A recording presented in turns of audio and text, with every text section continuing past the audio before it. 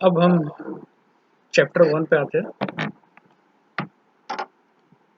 Pressure. Pressure 3 प्रकार के pressure होते हैं। Absolute pressure, atmospheric pressure and gauge pressure. पहले एटमॉस्फेरिक प्रेशर जो है वो क्या है? एटमॉस्फेरिक प्रेशर जो है, जो भी इस वातावरण का पृथ्वी के ऊपर पड़ रहा है उसको एटमॉस्फेयर का प्रेशर। इसको अगर हम सी लेवल पे नापें तो ये 760 mm ऑफ मर्क्यूरी कॉलम के बराबर होता है, और ये 14.7 psi के बराबर होता है।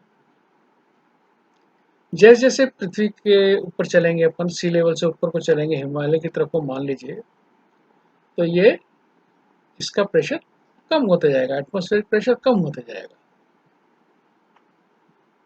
तो वहाँ नापने से मालूम चलता है कितना कम होता है।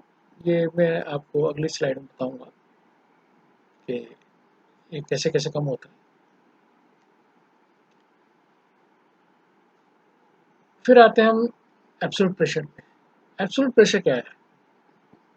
एब्सोल्यूट प्रेशर किसी फ्लूइड का प्रेशर जो है वो, और एब्सोल्यूट जीरो प्रेशर मतलब this is difference between the fluid pressure and a full vacuum. तो कंप्लीट वैक्यूम से और जो फ्लूइड का जो प्रेशर है वो एब्सोल्यूट होता है। यानी कंप्लीट वैक्यूम जब होता है तो उसको जीरो प्रेशर मानते हैं एब्सोल्यूट के अंदर, और जो भी फ्लूइड का प्रेशर होता है वो उसको बीच के डिफरेंस को एब्सोल्यूट प्रेशर बोलते हैं।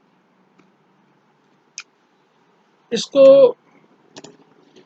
यूं भी समझें कि एब्सोल्यूट प्रेशर के ऊपर जैसे गेज प्रेशर है, तो आगे अगली स्लाइड में बताता हूँ मैं आपको।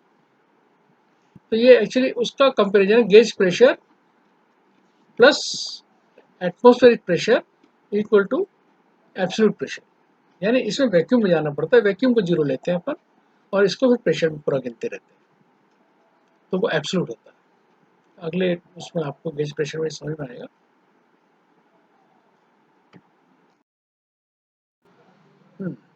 Gauge pressure. Gauge pressure is the pressure relative to atmospheric pressure, यानी कि उससे रिलेटेड है gauge pressure atmospheric pressure. Gauge pressure is the positive pressure above the atmospheric pressure.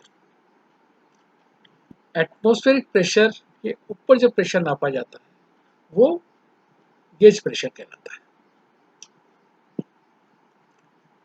और उसके जो नीचे होगा उसको नेगेटिव प्रेशर बोलते हैं। जो एटमॉस्फेयर को वैक्यूम की तरफ जाएगा वो नेगेटिव होता जाएगा। इसको यूँ समझें कि अपन atmospheric pressure equal to gauge pressure plus atmospheric pressure. इसका एक छोटा सा एग्जांपल है।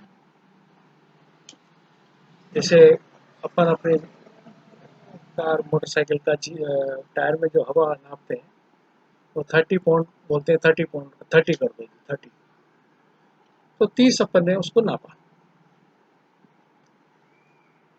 लेकिन वो गेज प्रेशर है।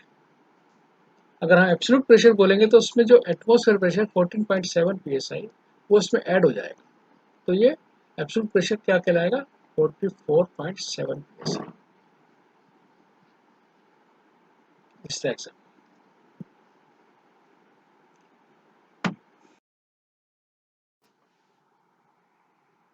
इस स्लाइड में जो पहले जो डेफिनेशंस बताई गई हैं उसको समझने में आपको हेल्प मिलेगी।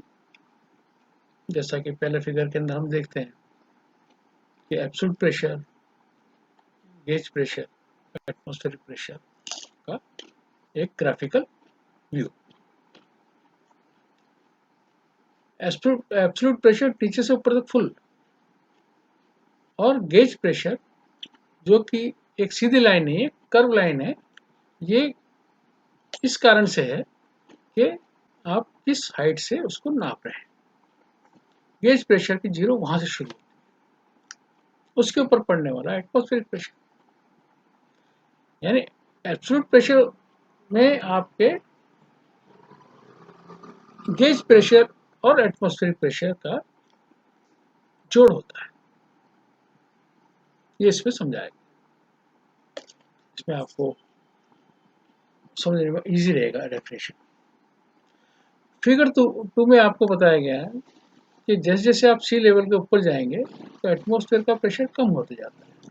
जैसे एक माउंटेन बताया, माउंटेन 5000 फीट के ऊपर जो है जो प्रेशर रहेगा वो 12.2 पाउंड्स पर स्क्वायर इंच, जो कि सी लेवल पे 14.7 स्क्वायर इंच था, पाउंड्स पर स्क्वायर इंच था, उतना रह जाता है। और उसके ऊपर 10,000 फीट पे कहीं नापेंगे उसको तो वो और कम हो जाता है, 9.7 पाउंड्स पर स्क्वायर इंच। तो इससे पता लगता है जैसे जैसे हम सी लेवल से ऊपर जाते हैं एटमॉस्फेयर प्रेशर कम होता है। तीसरे में मैं आपको एटमॉस्फेयर प्रेशर नापने का एक तरीका बताया, ये बेसिक तरीका है, बैरोमीटर, इसको बैरोमीटर बोलते हैं। इसमें एक पैन में मरकरी होता है और एक ट्यूब होती है लंबी कांच की, जिसके अंदर मरकरी भरा जाता है। फुल मरकरी भरने के बाद उसको पैन में उल्टा कर दिया जाता है। अब मरकरी एटमॉस्फेयर प्रेशर के हिसाब से ऊपर वैक्यूम बन जाता है।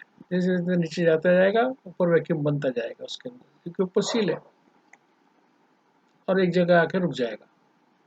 तो ये कॉलम जो बनेगा पैन के ऊपर मरकरी का ट्यूब में, वो एटमॉस्फेरिक प्रेशर के बराबर होता है।